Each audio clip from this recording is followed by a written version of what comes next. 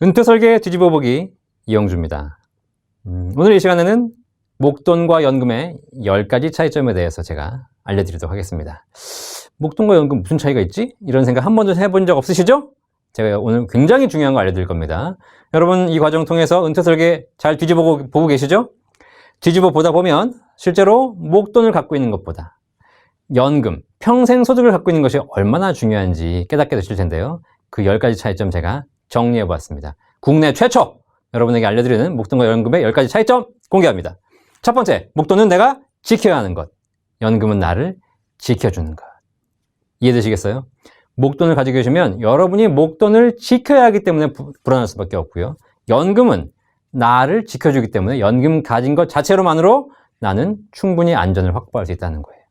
두 번째, 목돈 가진 사람은 결국 불안할 수밖에 없고 연금 가진 사람은 꿈과 희망이 있게 됩니다. 그렇죠?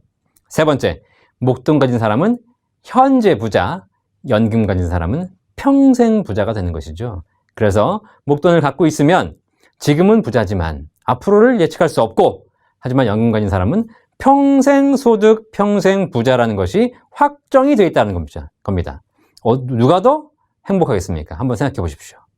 네 번째, 이러다 보니까 목돈 가진 사람은 무슨 얘기만 하냐면 왕년에 내가 잘 나갔는데, 지가 과거에 잘난 얘기만 하는 것이지 앞으로에 대한 비전은 없다는 거죠. 하지만 연금 가진 사람은 뭐라고 하는지 아십니까? 나는 앞으로 라고 합니다. 나는 앞으로 여행을 할 거야. 나는 앞으로 공부를 할 거야. 나는 앞으로 뭔가 사업을 할 거야. 이런 다양한 비전을 가지고 할 수 있다는 거죠. 미래가 있는 사람과 과거에 집착하는 사람, 누가 더 행복할지 여러분 다 아시죠? 다섯 번째, 목돈을 까먹는 것은 한도가 없습니다. 하지만 연금은 까먹어도 한도가 있습니다.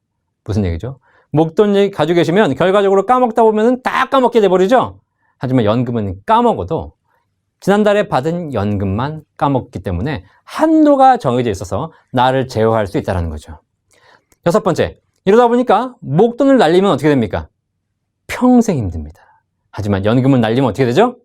한 달만 참으시면 됩니다. 이게 바로 연금의 힘이죠. 일곱 번째, 목돈 가진 사람은 결국 이러다 보니까 호구가 됩니다.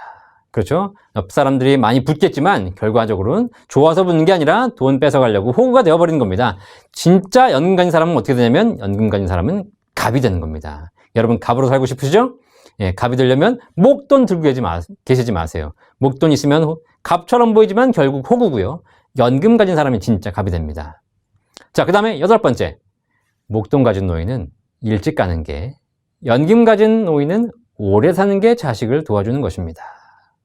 자, 이 얘기는 조금 여러분 기분 나쁠 수 있겠지만 결국 이게 현실이거든요.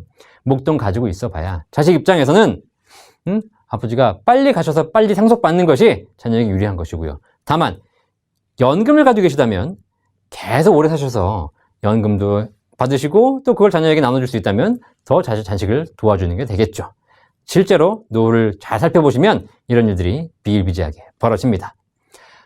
자, 그 다음에 아홉 번째, 목돈은 이벤트를 준비하는 것, 연금은 삶을 준비하는 것입니다. 여러분이 목돈을 가지고 계신다면 그것은 한때 필요한 돈을 준비하는 거죠.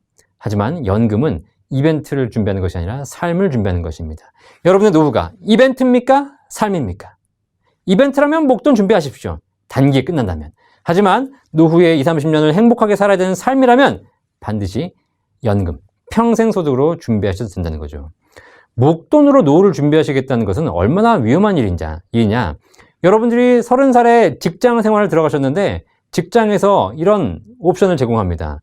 지금부터 매달 300만 원의 월급을 드릴 텐데 이거를 매달 30년간 매달 월급으로 드릴까요? 아니면 이 돈을 한 번에 모아서 일시금으로 지금 드릴까요? 여러분 이제 30살에 직장 생활을 시작하셔가지고 이 두 가지 제안 받으신다면 뭐 선택하시겠어요? 결국 매달 꾸준히 받아야 평생 안정적인 삶을 유지할 수 있지. 좋다고 첫 달에 목돈을 다 30년치 월급을 다 받았다? 이 사람이 과연 제대로 그걸 유지하고 관리할 수 있을까요? 결국 인생은 이벤트가 아니라는 거죠. 삶이라는 거죠. 노후는 목돈으로 준비하는 것이 아니라 삶을 준비하는 것입니다.